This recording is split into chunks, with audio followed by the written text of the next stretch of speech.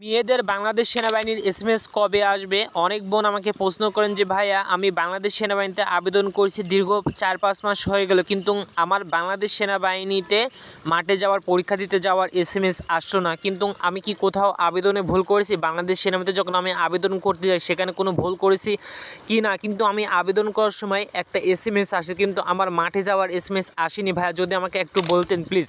Hello everyone, another by new ভিডিওটা ভালো লাগলে অবশ্যই ইউটিউব চ্যানেলটা সাবস্ক্রাইব করে দিবেন। যারা পেজে দেখছেন অবশ্যই পেজটা ফলো করে দিবেন। অনেক বোন আমাকে প্রশ্ন করছেন যে ভাইয়া আমি বাংলাদেশ সেনাবাহিনীতে আবেদন করেছি, সৈনিক পদে সাধারণ টেট টেকনিক্যাল টেটে আবেদন করেছি, কিন্তু আমাদের এখনও এসএমএস আসেনি। যে বোনগুলো যে মেয়েরা বাংলাদেশ সেনাবাহিনীতে আবেদন করেছে, আজকের ভিডিও তোমাদের জন্য খুবই ইম্পর্টেন্ট।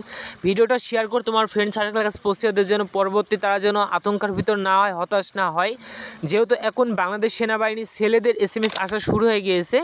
বাংলাদেশ সেনাবাহিনীতে ছেলেদের মাঠ কার্যক্রম চলছে, যেহেতু ছেলেরা মাঠ চলছে, ছেলেদের পরেই মেয়েদের মাঠ কার্যক্রম শুরু হবে।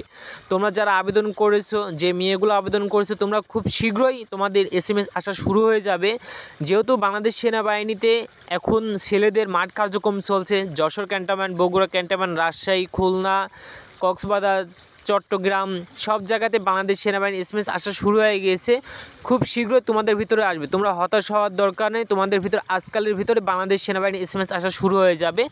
মেয়েদের সেনাবাহিনীর এসএমএস খুব শীঘ্রই চলে আসবে এবং মেয়েদের এসএমএস আসার কার্যক্রমটা শুরু হয়ে গেছে, মাঠ কার্যক্রম শুরু হয়ে যাবে। যারা যে বোনগুলো যে মেয়েরা বাংলাদেশ সেনাবাহিনীতে আবেদন করছো, তোমরা অনেকে আমাকে একটা প্রশ্ন করতেন যে ভাইয়া বাংলাদেশ সেনাবাহিনীতে মেয়েদের এসএমএস কবে আসবে আর মাঠ কার্যক্রম কোথায় হবে?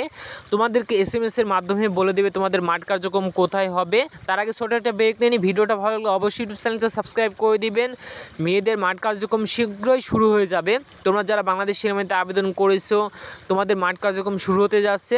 তোমাদের ভিতরে হতাশার দরকার নেই। তোমরা তোমাদের ফোনটা খোলা রাখবে, যে সিম দিয়ে যে নাম্বার দিয়ে বাংলাদেশ সেনাবাহিনীতে আবেদন করছো ওই সিমটা খোলা রাখবে, ওই নাম্বারটা খোলা রাখবে। যেহেতু যে কোনো সময়ের ভিতরে বাংলাদেশ সেনাবাহিনীর এসএমএস তোমার ভিতরে চলে আসতে পারে। যদি ফোন বন্ধ থাকে এসএমএস কিন্তু আসতে একটু লেট হবে। এই জন্য তোমাদেরকে বলছি তোমাদের ফোনটা খোলা রাখবে এবং ভিডিওটা শেয়ার করে অন্যকে দেখার সুযোগ করে দিবে। অনেক বোন আমাকে প্রশ্ন করেন যে ভাই আমার বাংলাদেশ সেনাবাহিনীর এসএমএস আসলে আমি কীভাবে বুঝবো বা আমি কীভাবে বুঝতে পারবো আমার মাঠ কোথায় হবে, আমার এক্সাম ডেট আমি কোথায় দিতে যাব, আমি কীভাবে প্রিপারেশন নেব। অনেক বোন আমাকে এটা প্রশ্ন করেন।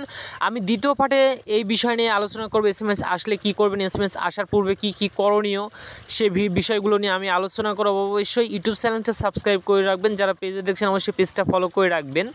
যেহেতু তোমাদের খুব সামনেই মাঠ কার্যক্রম শুরু হতে যাচ্ছে, অনেক মেয়ে আবেদন করছে, অনেক বোনরা আবেদন করছে এবং আমাকে প্রশ্ন করছেন যে ভাই আমার প্রিপারেশন কীভাবে নেব। প্রিপারেশনটা যদি আমাকে একটু বলতেন। প্রিপারেশন খুব সহজভাবে নেওয়া যায়। যখন তোমার বাংলাদেশ সেনাবাহিনীতে এসএমএস চলে আসবে, এসএমএস আসার সময় তোমার শরীরের প্রতি একটু যত্ন নিতে হবে। তোমার শরীরের জন্য কোনো ক্ষতি না হয় সেদিকটা খেয়াল রাখবে। যে তুমি বাংলাদেশ সেনাবাহিনীতে আবেদন করেছে, তোমার জন্য কোনো ধরনের ফিজিক্যালি ফিটনেসটা একটু ভালো রাখার চেষ্টা করবে। আর এসএমএস আসলে তোমার এসএমএসটা অ্যাডমিট কার্ডগুলো খুব যত্ন সহকারে রেখে দেবে, যেন অ্যাডমিট কার্ড এসএমএস এগুলো যেন না হারিয়ে যায়।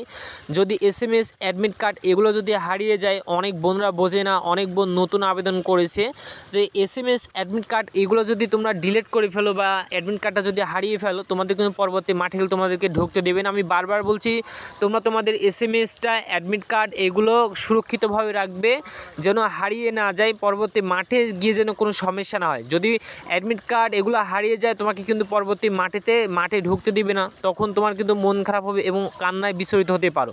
সেই জন্য তোমাদের খুব সাবধান হতে হবে এবং অ্যাডমিট কার্ড এসএমএসগুলো খুব সাবধানে নিরাপদভাবে রাখবে যতদিন না মাঠ কার্যক্রম শুরু হবে। এবং মাঠে গিয়ে তোমরা পরীক্ষা না দেওয়া পর্যন্ত তোমাদের শরীরের যত্ন রাখতে হবে। তো আজকের ভিডিওটা ভালো লাগে অবশ্যই ইউটিউব চ্যানেলটা সাবস্ক্রাইব করে দিন। দ্বিতীয় পার্টে আমি আলোচনা করব বাংলাদেশ সেনাবাহিনীর মাঠে কী কী করা হয় এবং কী কী মেডিকেল করে, সেই বিষয়টা নিয়ে আমার ভিডিও আসবে। অবশ্যই ইউটিউব চ্যানেলটা সাবস্ক্রাইব করে রাখেন।